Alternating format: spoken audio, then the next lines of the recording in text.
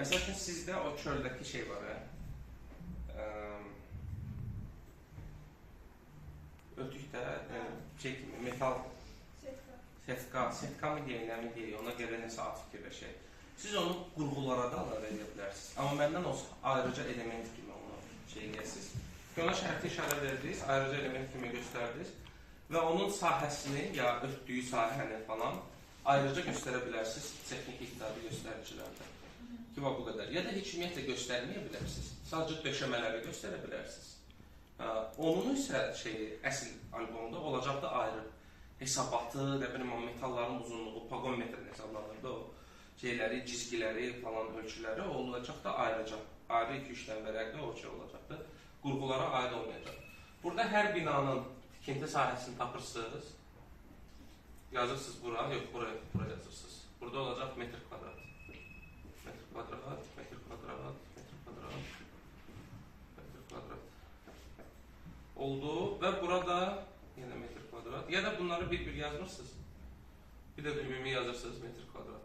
Belə. Bunu da buradan bağlayırsınız. Bunu da buradan bağlayırsınız. Ki, bu əsasdır. O cümlələr, bunlar hamısı buna aiddir. Başa düşürsün ki, vacibdir. Bunu da verə bilərsə, hətta bold, daha qalın şriflə yazılsın. Metr kvadrat və buradan yazırsınız, yenə ümumi sahəni yazdınız. Tikinti sahəsi çıxdı. Ümumi tikinti sahəsi çox vacib. Yəni ki, binaların tikinti sahələrinin cəmi belə də deyə bilərik. Sonra gəlir yerüstü mərtəbə. Yerüstü mərtəbələrin sahəsi. O nədir?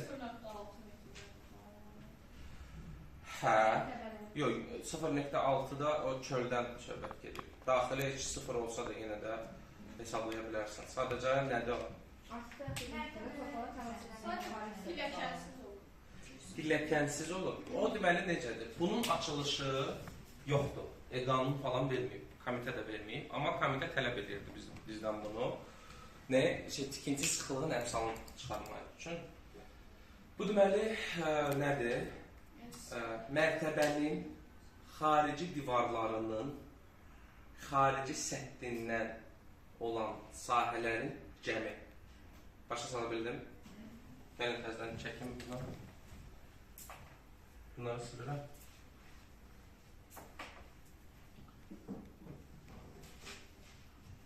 Bir mərtəbədir. Bunun üstündə də başqa nəsə mərtəbə var, biraz başqa formalı. Bu xarici divardır. Mərtəbənin xarici divarın xarici səthindən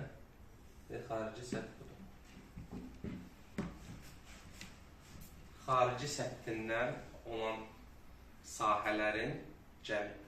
Yəni, bir mərtəbəyə götürdünüz, xarici səthindən götürdünüz, sahəsini tapdınız, keçirsiniz o birisi mərtəbə və bunların hamısını üstə gəlirsiniz. Yenə bina, yenə bina onları hesablayırsınız və burada yazacaqsınız bina və qurğuların yerüstü mərtəbələrin cəmi. Yerüstü mərtəbələrin cəmi. Yəni, buradan çıxacaq rəqəm. İndi birinci mərtəbədə əlavə pilləkən çıxıntısı varsa... Nəzərə almışsın. Mərtəbə qapalı şey sayılır. Aydındır.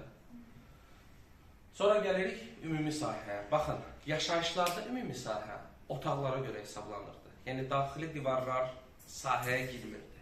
Onları nəzərə alırdıq deyə ki, onlar sahəyə daxil edir. İctimai binaların hesablanması, ümumi sahəsi hesablanması bu çox və çox vacibdir. Bunu yadınızda saxlayın. İctimai binalarda deməli mərtəbənin xarici divarlarının daxili səthində olan sahədir. Bunun içində nə qədər ara kəsmə olsa da o sizə vacib deyil. Siz artıq daxili səthindən olan şeyi tapırsınız, poligonu tapırsınız mərtəbələr üzrə və gəlirsiniz bir-birinin üstünə. Bu eləyir binanın ümumi sahəsi. Sadəcə pilləkəni hesablayırsınız bir dəfə. O yadınızdadır ki, pilləkəni bir dəfə hesablayırıq. Yerüstü mərtəbədə də pilləkəni bir dəfə hesablayırıq.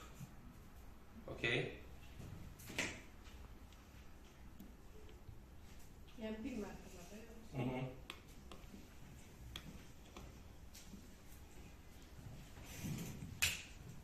yoxsa? Şey nədir? Kim deyə bilər? Ümumi sahə. Binanın ümumi sahəsi. Otaqlardakı divarsız ara kəsməsi olan sahələrdir. Otaqların ümumi sahələri. Amma tam açılışı bir də nə? Binanın xarici səthə sərhədlər yox, səttin. Daxili. Xarici divarın daxili səttindən hesablanan sahə və yenə mərtəbələr üstə gəlir. Sizdə ola bilər ki, yazırsınız mərtəbənin ümumi sahəsi. Məsəl üçün, ayrıca plan verirsən, mərtəbənin ümumi sahəsini yaza bilərsiniz. Və yadda saxlayır, eksplikasiya verir sizə. Eksplikasiyanın axırında cəm verir. Bu mərtəbənin ümumi sahəsi deyil. Çünki o divarları nəzərə almıyor. Divarları o sahəyə salmıyor. Yəni, onu hesablamaq üçün hətta Revitdə də şeydədir. Siz ayrıca region çəkirsiniz, belə. Ya da poligon çəkirsiniz, ya floor çəkirsiniz. Və onun sahəsini götürürsünüz, tapırsınız şeyin sahəsini. Mərtəbənin ümumi sahəsini. Bir də binanın ümumisi. Yenə eyni şəkildə hamısını yazırsınız. Ümumi sahə gəlir, sonra 3, 4. Birinci tikinti sahəsi yazdım sizə. Orada ümumiyyətlə pilləkən qarışıq. Hə.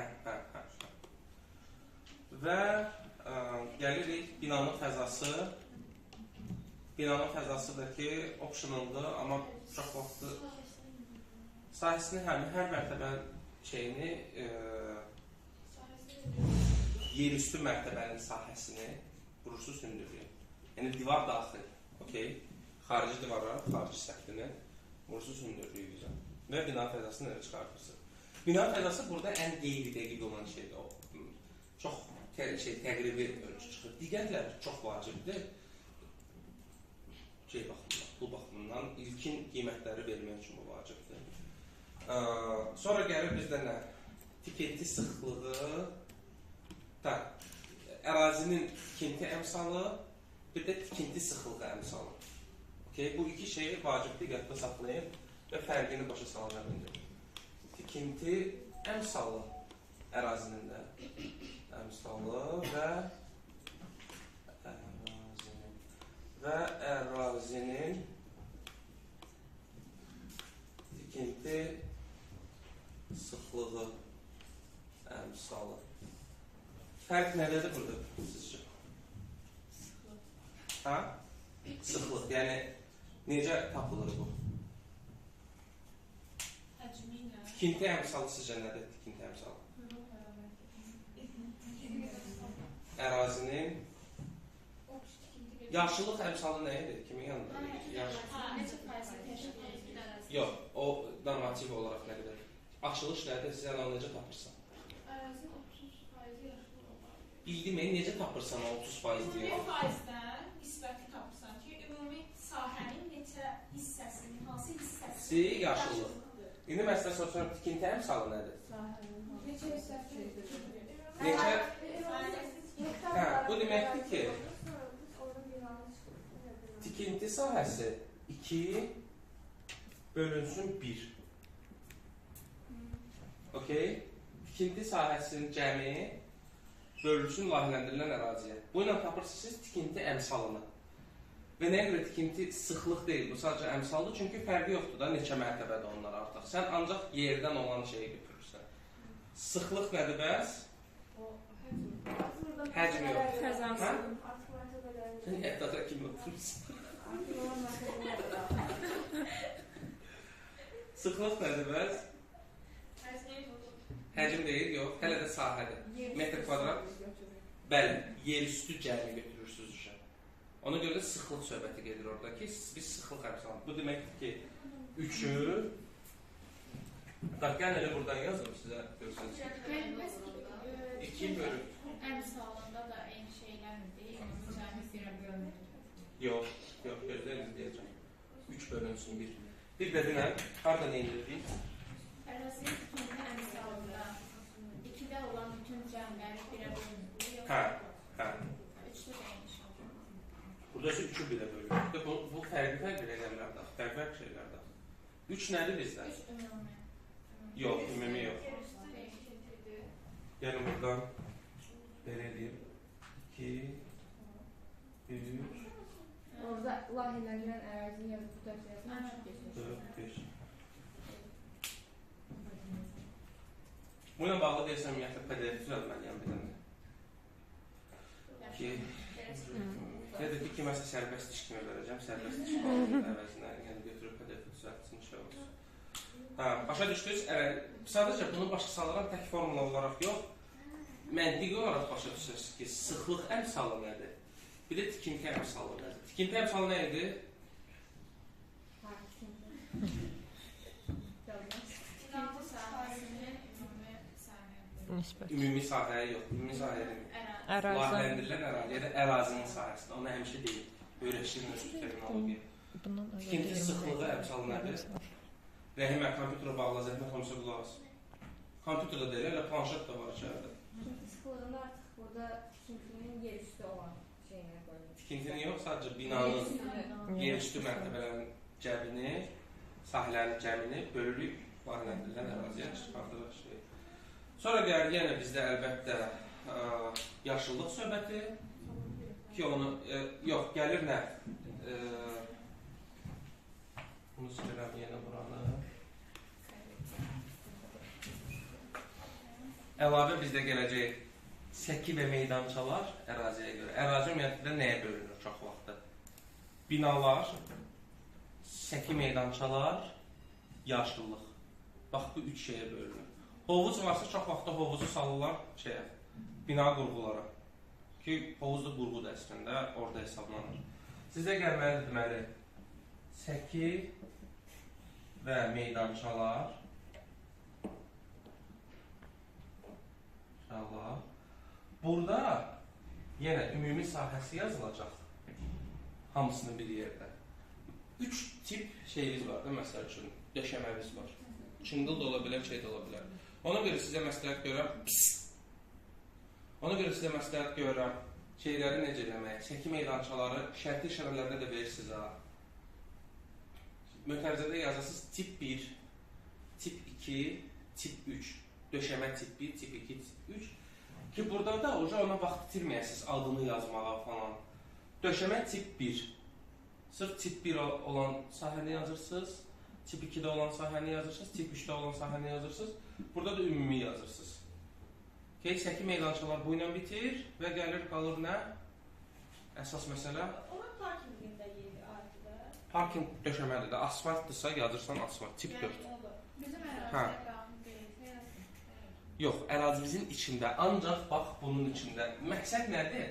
Məqsəd odur ki, siz axırda binaların tikinti sahəsi, üstə gəl səki meydançalar, üstə gəl yaşıllıq, üst-üstə gələndə layihələndirilən ərazi alınsın. Hə, məqsəd odur.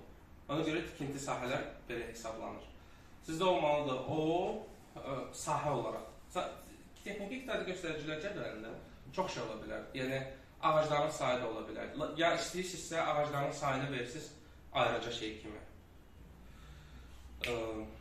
Ayrıca təsnifat, ayrıca table-da verə bilərsiniz. Burada amma yaşıllığı sayısı 100% olmalıdır. Çünki səki meydançalar yazıram tip 1, tip 2. Burada da eyni şəkildə o cümlədən gedir və yazılır da. Tip 2, tip 3. Bu tiplərdə sizə düyünləri də yazmaqda rahat olacaq ki, düyünü qoyduğunuz üstünə qoyacaqsınız tip 1 və ünqülvari açılışını qoyacaqsınız ki, nə biləm, çınqıl daş üzlənmiş ya da ki, doldurulmuş. Mənim belə bir sualım var. Biz indi ərazinin yaşıllığını hesablayanda ümumi ərazinin götürüb sahəsindən hesablayırıq da. Bəs necə? Amma məsələn, bizdə ərazi balacadır, binanın çox hissəni tutur. O faizə hesablayanda yaşıllıq elə ki, binanın sahəsində daxil olursa. Necə ola bilər? Yaşıllıq binanın sahəsində necə daxil olur? Bizdə ərazi balacadır, bina böyükdür, yerdə qalan hissədə çox az qalır da. Orada həm yol falan versək, səki versək, yaşıllığa, yəni yaşıllığın sahəsi az olur. O problemi yaratmır. Əslində yaradır. Biz Ağşəhərdə onun heç nəzərə almadıq doğru. Heç nə görə çalışaq, maksimum çox verək yaşıllıq. Çox aldıq, nə qədər alınırsa çox aldıq. Amma tikinti sahəsindən çox olsa, məncə binanın tikinti sahəsindən daha çox olsa yaşıllıq şey eləmək mümkün. Alınmayacaq, ərazidə binalar 70% elə bina olacaq. Yox, sənə nə qədər 70%. Sənin binandan danışırsa, heç 70% deyil. Yəni çox. Məsələn, bizdə çox var. Hı? Bizim ərazidə çox var. Hə, sizdə daha çox tutur nə ikisə bilən. Sən o körpünü nəzərə almadı. Körpü səndə körpünün altını verib damla yaşıllıq var. İstəyirlər. Hə, şey olacaq. Bilirəm, nərvə deyirəm. Bir yaşıllıq oradan keçidlər var. Bu ara, bax bu şey var ya, əmsallar.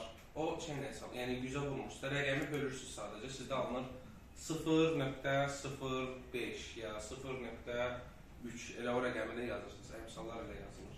Yəni bu səki meydançalar katalogda olar. 100% dolu deyə katalogda səki meydançı. Və gəlir axırıncı söhbətə yaşıllıq. Yaşıllığınız da fərqli tipdə ola bilər. Qazon da ola bilər, falan şey də ola bilər, falan şey də ola bilər. Torpaq səthi var ha, elə-belə buraxdığınız torpaq səthi. O bura aiddir. Daha çox yaşıllıq. Amma deyəm, nə fikirləşin? Yox, yaşıllığa aid edə bilərsiniz. Yaşıllığa aid edin ki, faizini daha çox şey edə bilərsiniz. Onun yaşıllığa aid edin. Yaşıllıq və ərazinin yaşıllıq səviyyəsi. Ümumi yaşıllıq ərazisi yazırsınız ki, orada sahəni yazırsınız. Onun altında isə ərazinin yaşıllıq səviyyəsi. Buradakı nədir? Faizi yox, nisbəti. Yəni, bunu bölürsünüz yenə daxiləndirilən əraziyə. Orada yaza bilərsiniz o cümlədən fərqli yaşıllıqlar sahəsi yazıldı ki, ağaclarını məsəl üçün texniki iqtisadi göstəricilər salmaya bilərsiniz. Salın ayrıca texnik haqda ki, sahə çıxsın, orada ağacların şeyi. Ora artıq daha çox şey əlavə edə bilərsiniz. Növləri, ölçüsü, yəni hündürlüyü falan belə-belə və yaşı, məsəl üçün. Ki, siz təzə ağaclar, məsəl üçün, təzə ağac kim salacaqsa mərdəkəndə cavan ağac gətirməlisiniz. Siz 5 metrlik ağac belə gətirə bilməyəcəksiniz. Təsəvvür edirsiniz necə çətindir 5 metrlik ağacı əraziyə gətirmək, hardan gətirirsən, nədə gətirirsən, çəkirsən. Siz olacaq 2 metrlik maksimum ağaclar digər yerində bastıracaqlar və gözləyəcəklər illərlə. Okey, render verəndə verəcəksiniz. Bunlar artıq böyük, amma illərlə gözləmək lazım olacaq ki, o ərazidə ki, mərkəzi parkı, nə bilim, 20 ildə gözləməliyik. Tam istədiyimiz o yaşıllaşsın. Əkiblər arasında ağacları əkiblər pis deyil, amma gözləmək lazımdır. Sual qaldı başqanla bağlı. Mənim bir də demişdiniz ki, koordinatları tutuşturmaq başqanı. Onu fikirləşdim, bu il bəlkə eləmədik, gələnləri saxlayaq. Keçən dərs demişdiniz ki, izoxətləri də görsənməlidir. 100%, çox sağ yadıma saldın.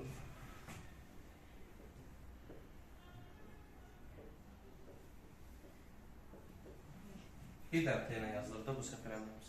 Xətlər olmadı bir də. İzoxətlər 1. Bir də hündürlük səviyyələri. Burada da görsənməlidir. Döşəmə qoymuşsunuz ha. Onun üstünə bir dənə qoymalısınız. Belə başlandı. Nə biləm, plus 0.20. Damlarınız görsənir ha.